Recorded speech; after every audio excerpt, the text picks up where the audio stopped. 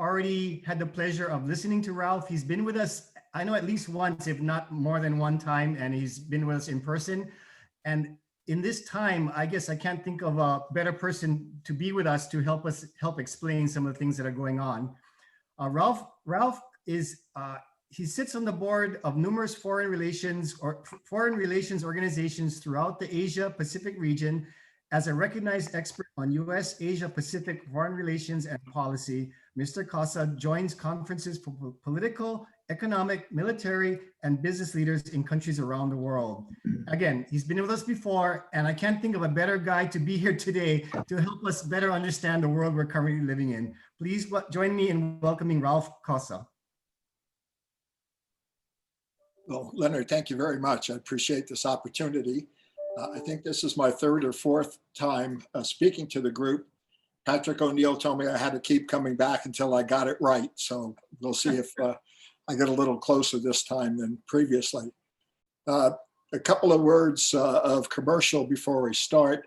I'm with the Pacific Forum. I was president there for 25 years. I'm now sort of a president emeritus, which means I'm old. The Pacific Forum is a nonpartisan foreign policy research institute. It was founded by Admiral Joe Vasey, who some of you may know or at least know of, back in 1975. And Joe was active in giving us guidance until he passed away at 101 years old about 2 years ago. But he was a submarine skipper during World War II and said, if I live through this, I'm going to find a better way of solving problems other than people dropping bombs on one another. Fortunately, obviously, he did live through it, and he founded the Pacific Forum in 1975. And we're still trying to find a better way, if you will, of getting people to deal with problems. We're nonpartisan. We're an equal opportunity critic. I found lots of things that I thought Obama did wrong. I've even found a couple of things that I think Mr. Trump did right. I'm sure that if things prevail and Mr. Biden becomes the new president, as it seems to be, I'll have an opportunity to criticize him as well. But we try to be fair in pointing out both the pluses and the minuses in foreign policy. At the end of the day, substance matters. I sometimes described Mr. Trump's Asia policy as something like Wagner's music. It was better than it sounds. The policies, in many cases, certainly the stated policies have been pretty solid, although style also matters. And I'm not here to compliment President Trump's bedside manner, particularly in dealing with China, but his diagnosis has been actually fairly correct. And I'll talk about that more in a few minutes. I thought I would start off by answering the two questions that were posed in the description of this talk, and the answers are yes and no. Yes, we are headed for a new Cold War with China, although academics will spend the next 4 years debating whether or not we should call it a Cold War. But regardless of what you brand it, we're in for a prolonged period of confrontation and challenges with China, regardless of who ends up in the White House next January. And no, we are not on the verge of a hot war with North Korea, although North Korea is likely to do something here in the next couple of months between now and Inauguration Day to remind us that they're still around. North Koreans don't mind being hated, but they hate to be ignored. So in all likelihood, we'll see them do something which the press will immediately brand as a crisis, quote unquote, but which will just be sort of them venting a little bit to remind us that they're still around. I want to focus primarily on China, but I'll start with a few words on North Korea, and then I'll end with a few words about the pandemic and how that's impacting our security interests, and of course, how it's impacting us here in Hawaii. Those of you who have heard me talk before know that I always start off any discussion with North Korea by saying, when it comes to North Korea, we're all guessing. I've been guessing for over 50 years now and trying to figure out what the North Koreans are doing. Others have not been guessing for quite so long, but we're all guessing. It's a pretty opaque society. What I can tell you for certainty is that the leadership in North Korea, either previously or today, are not crazy. They're crazy as a fox. They have managed to play a very poor hand extremely well and managed to play US against China, South Korea against itself. They bring the Russians in just for fun. And that's sort of the way it's been. Now, in the last 4 years, we've gone from pretending that we were on the brink of war, we weren't, to pretending that we were on the brink of denuclearization, which we certainly weren't, to now going back to where we were before, which is just trying to muddle through and pretend that everything is okay. The Obama administration called that strategic patience. The Trump administration called it maximum pressure. In each case, we were sort of hoping that we could put enough pressure on North Korea economically and politically that they would cry uncle. So far, it hasn't worked. It's not likely to work. And we all saw what happened to Kim's uncle. So that's probably not even a good analogy. But as long as the Russians and particularly the Chinese are intent on keeping North Korea on life support, the North Koreans are not going to collapse and they're not going to give in, and we're going to just have to manage the problem. But it is a problem. It's not something we're on the brink of war. I'm happy in our Q&A session to go into a lot more detail on North Korea. I could talk about it for hours, but right now I think the bigger challenge is China. And it's a challenge that is not Donald Trump's fault. It is not Barack Obama's fault. It is Xi Jinping's fault, the president of China.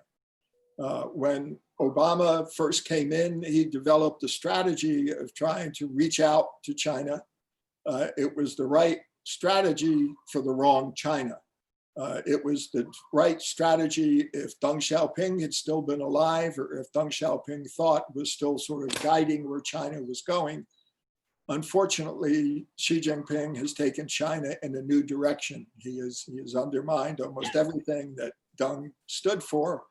And instead, he has seen, since the economic crisis of a number of years ago, a belief that China was on the rise and America was on decline. And it was time to take advantage of that, to no longer hide your strength and bide your time, which was the dictum under Deng Xiaoping, and instead to sort of speak loudly and carry a big stick, which is what the Chinese have done for the last 4 or 5 years. It took Obama a little too long, I think, to adjust to that. He finally did. Trump came in understanding the right China, understanding that China was going to be a competitor, and started out, quite frankly, with the right policy. It was a policy that focused on reciprocity, on leveling the playing field. And then Mike Pompeo became Secretary of State. Pompeo believes that it's not Chinese behavior that's the problem, it's Chinese ideology. So for the last year or so, we've been criticizing not Chinese behavior, but the Chinese Communist Party as the problem. And this essentially tells China, if they want to get along with the United States, they have to change their political system. And since that's the source of Xi's legitimacy, they're not very likely to do that. So as a result, we're not going to see anything improved with U.S. relations with China. Now, assuming, and I will assume for these comments, that Mr. Biden will be elected and will be sworn in January. Who knows what's going to happen between now and January? I think there could be some mischief, but let's say we're where we are today. When January arrives, I think that we will probably downplay the ideology standpoint, but we will still take a much stronger view toward China. China policy used to be cooperate whenever and wherever we can and confront or challenge if and when necessary. It's now changed to confront and challenge whenever necessary and cooperate if and when we can. It's still the same 2 ingredients, but obviously the emphasis is now more on confronting and challenging than it is on cooperation. And again, as I mentioned, I think the main reason for that has not been a change in US desires, but a change in Chinese behavior. So that's why I think we're in for a long struggle, even if things may get back on track a little bit, and we'll at least have a foreign policy that's A, a little more predictable, and B, is aimed also at respecting our allies. We're going to have to build a coalition in order to deal with China.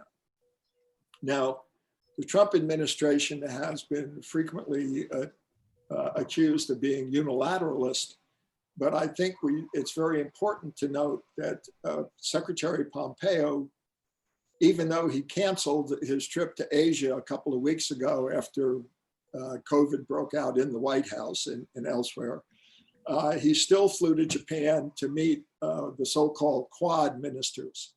The Quad being an informal gathering, not an alliance, an informal gathering of like-minded states, those 4 states being the United States, Japan, Australia, and India.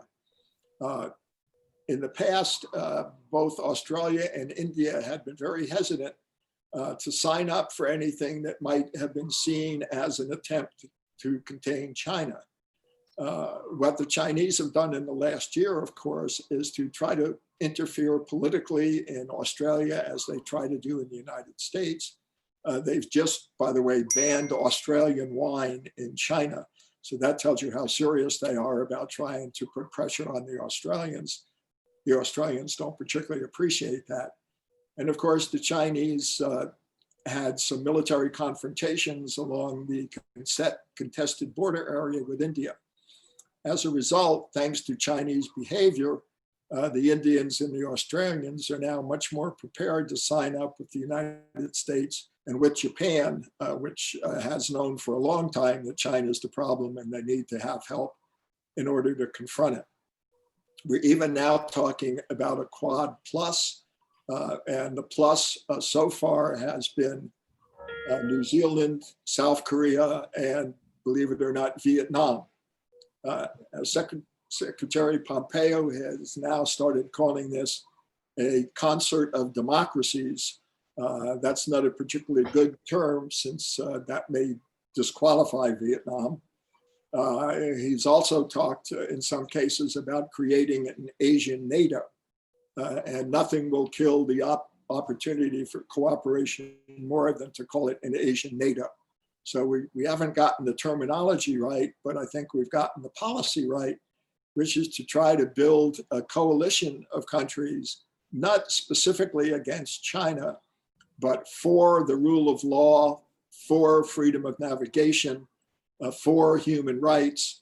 And these are all things, of course, that the Chinese think are aimed at them. And the correct answer to China when they say that is, if the shoe fits, wear it. Because in fact, again, it's aimed at Chinese behavior, not Chinese ideology. In the meantime, what we've seen in the last couple of years has been a lot of stress on our alliances with Australia, but particularly with Japan, and most importantly with South Korea. I think this will change. We'll see things going a little bit smoother with the new administration. Again, bedside manner matters, and I think that we'll see sort of a kinder, gentler approach to our allies. This will be the case, I think, in Europe with NATO as well. Again, I want to leave maximum time for Q&A since I'm more interested in hearing your questions. So let me just say a few words about the pandemic and its impact, and then we'll open it up for Q&A. First of all, let me say that I've been on the mainland for the last several months, and we came back into Hawaii 2 days ago. A few weeks ago, we signed up for the Safe Travels Hawaii thing. We uploaded our itinerary and our photo. I got up at 3 o'clock in the morning to get online to register for a CVS test in the one drugstore in Santa Fe, New Mexico, where we were, that was giving those tests. I got the test on the 2nd. They said you could wait 2 to 5 days for a response, but 46 hours later, my wife and I both got our negative responses. We updated them. We did the questionnaire that's on the Safe Hawaii. And when we got off the plane, there were a whole bunch of tables set up. We went to one of the tables. The guy, we showed him our little code. He looked us up in the computer. We showed him the negative test. And he said, "Welcome home, have a nice evening." And it was as simple as that and as efficient as that. Now, I've heard people who have come in 2 or 3 weeks ago when it first started saying they had nightmares, but I tip my hat to the state. They've gotten it right. And it was pretty painless for us to come home. So for those of you who are thinking about traveling or recommending people to travel, if you just follow the procedures, which starts off with signing up for that safe travel with Hawaii, I think you'll find that it's a pretty painless thing. Now at Pacific Forum, for those of you who are members of our group, you already know that we've done a series of 7 meetings earlier this year where we had spokespersons from 7 different countries in the Asia Pacific, well, 6 plus a US spokesman, talking about how each of their countries has dealt with COVID. First, no brainer, wear a mask. We did our walk around Diamond Head this morning. I was encouraged to see that most of the people who walked by were wearing masks. Not everyone, but most. I was discouraged that only 2 out of about 40 runners that ran past us within 2 feet were wearing a mask. This isn't rocket science. Wear a mask if you go outside or if you go indoors anywhere. Protect me, us old guys, but protect yourself as well. The other thing, the lesson in South Korea, is the South Koreans initially botched it, but they turned it around. They started contact tracing, very serious program of contact tracing using your electronics in your phones, since everyone in Korea has at least 2 phones at all times. And they got it under control. Taiwan started early with its problems because they had lived through SARS. They understood the challenge. They were reading Chinese and knew what was going on in China even before the Chinese acknowledged it. And Taiwan has had, I forget the numbers right now. I think it's 200 days, but it's certainly been several months where there hasn't been a locally transmitted case. Again, contact tracing. Their phone talks to your phone and tells you if you've been near anyone who subsequently had the disease. I'm not sure how we're doing here in Hawaii on contact tracing. I understand it's not that great. That's certainly somewhere where we have to put a little bit more emphasis.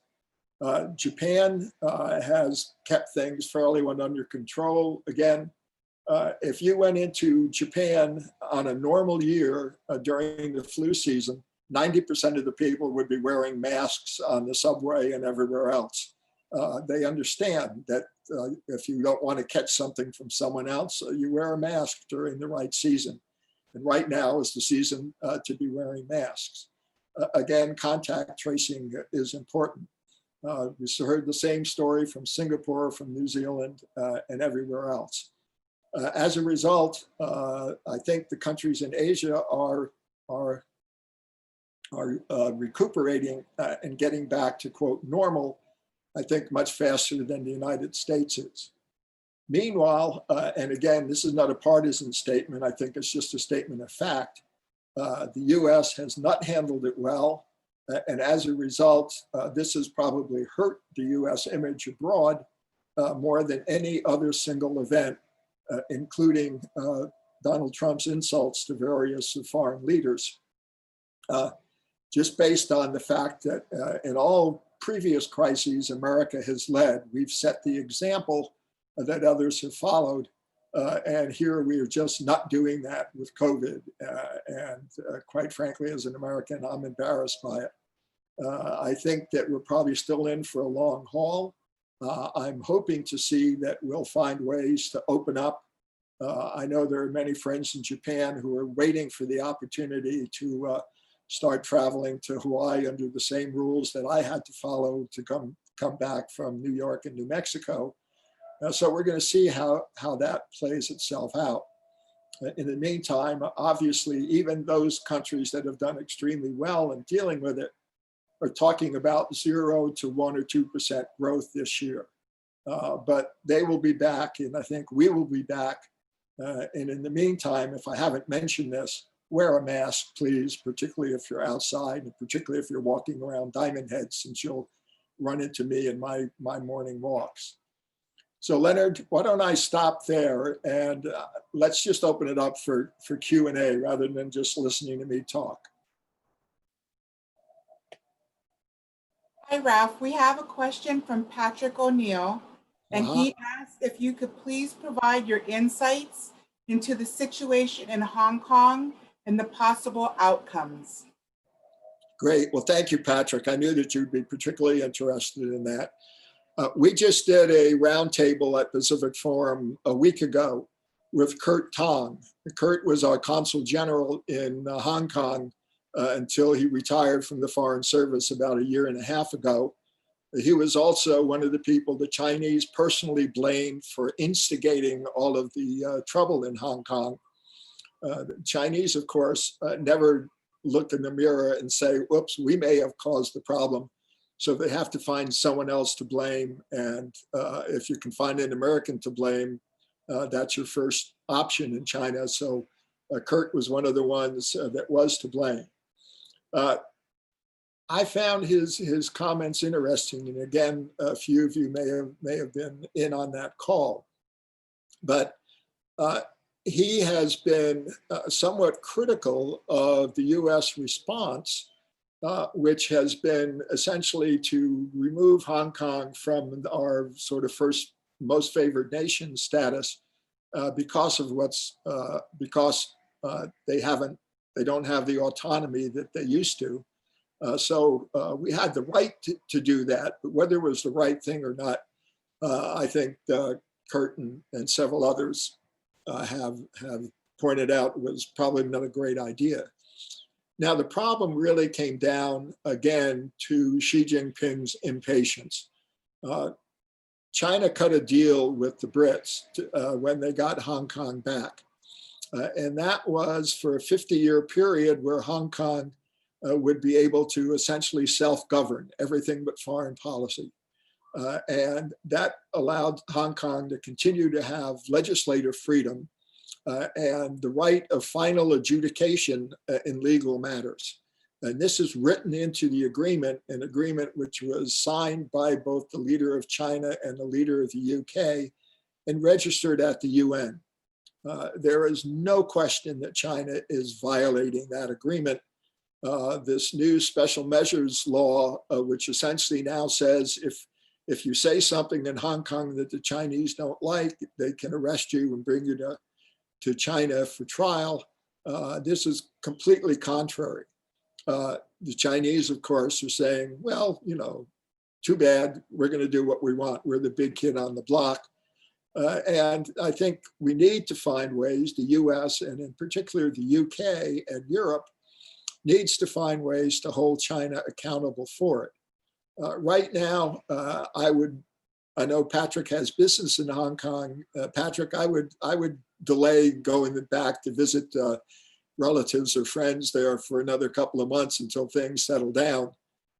Literally, you as an American citizen, if you went out on the street and protested Chinese behavior, could be arrested for, particularly as an American, you just play into their confirmation that this is all foreign instigation. It's the Patrick O'Neills that are now the problem now that Kurt Tong has retired, I guess.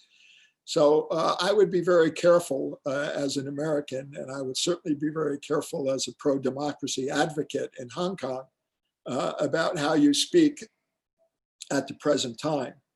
In the meantime, I think that we need to have a much more concerted, multi-dimensional effort globally, not just the United States and not just Asia, but global, putting pressure on the Chinese, not just for Hong Kong, but also for the South China Sea, also for human rights issues and everything else. Now, again, many of you who have heard me speak know that I'm in the let's engage with China. I don't think we need to be trying to, quote, contain China. We certainly don't need to be undermining the Chinese Communist Party. That's up to the people of China to do. If they want to do it, we should find ways to help them, but that shouldn't be our policy. Our policy should be to hold China accountable to those things that China has already promised to do. And one of those was to respect Hong Kong autonomy and the right of final adjudication and the right to choose its own leaders for another 30 years or so. And that to me is where the problem is. Now, Patrick, I'm not sure I answered all of your question, but I know I talked for a long time on it. So let me stop and see if there was a follow-up. Actually, there was a second question from Patrick, and he asked, is a China takeover or assimilation of Taiwan possible in any scenario? I think one of the biggest mistakes that we make as Americans, or certainly the media, this probably sells a lot of newspapers and gets a lot of people excited, but somehow or other, the Chinese law vis-a-vis Taiwan is an indication that China is about to invade Taiwan maybe next Tuesday, or certainly in the next couple of months. I don't think anything could be further from the truth. First of all, the Chinese are not capable of invading Taiwan and capturing it and seizing it and holding it. They could drop a lot of bombs on Taiwan and create a lot of problems and destroy China's economy in the meantime. But while I don't think Xi Jinping is a genius, I don't think he's stupid either. And I don't see that happening. The Chinese have said, have two big dates in mind. One is 2021 and the other is 2049. By 2021, they're supposed to be a rich, prosperous country. And by 2049, they are supposed to essentially have righted all of the wrongs of history. So the Taiwan falls into the 2049 category, not the 2021 category, as far as Xi Jinping's own timetable is at it. Now, this doesn't mean that Taiwan should declare independence tomorrow and see whether or not China would react. They'd be forced to react. But other than that, China continues to play the long game with Taiwan in hopes right now, not so much that somehow or other public opinion in Taiwan will change and everyone will be yearning to join the mainland, but at least as the current DPP government is doing and as the KMT prior government certainly did, not doing anything that would tear away the fig leaf of one China. And that's all it is, obviously, is a fig leaf. But there can be a lot of embarrassment if a fig leaf is removed. So this is something that both sides have to continue to say that they are the rightful recipient of the title China and just agree to disagree on the definition of one China and continue to go about their merry way. In the meantime, I think the US needs to be more forthcoming in demonstrating our support for China. I think sending the Health and Human Services Secretary, the first cabinet minister, I think, ever to visit Taiwan since the break in diplomatic relations, was the right move and sends a clear signal to China that we're serious, that we are not going to abandon Taiwan, even though we're not going to encourage Taiwan to do anything foolish. And we're not going to stand by idly and allow China to do anything foolish either.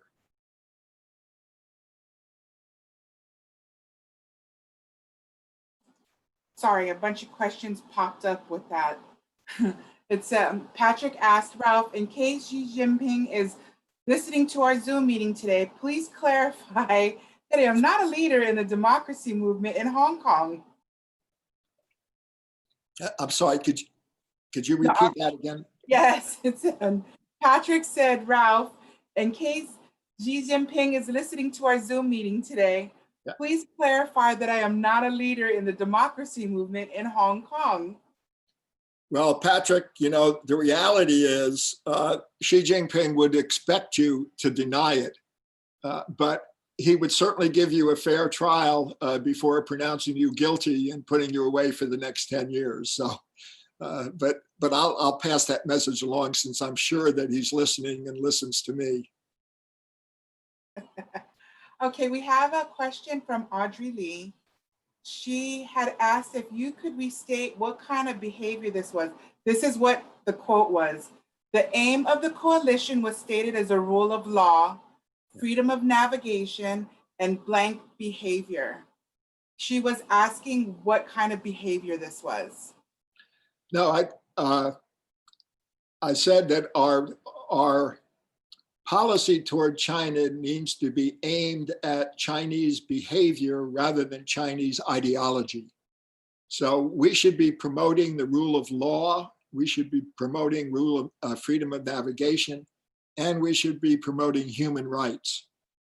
And to the extent that Chinese behavior does not undermine those, does not choose to undermine those in other countries in particular, then I think we need to find ways of dealing with China. To the extent that Chinese aggressive behavior, which is what we've seen here recently toward India, toward Australia politically, and toward the South China Sea in both military terms and in political terms, to the extent that that kind of aggressive behavior continues, we need to take a strong stand and hold China accountable.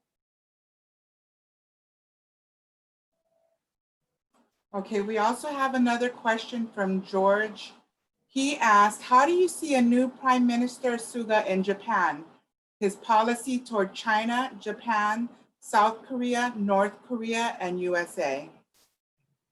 Good, very, very good question. I mean, I certainly don't think that Mr. Suga is going to be around as long as Mr. Abe was. In some respects, he's sort of a caretaker until the next generation of LDP leaders rises to the top.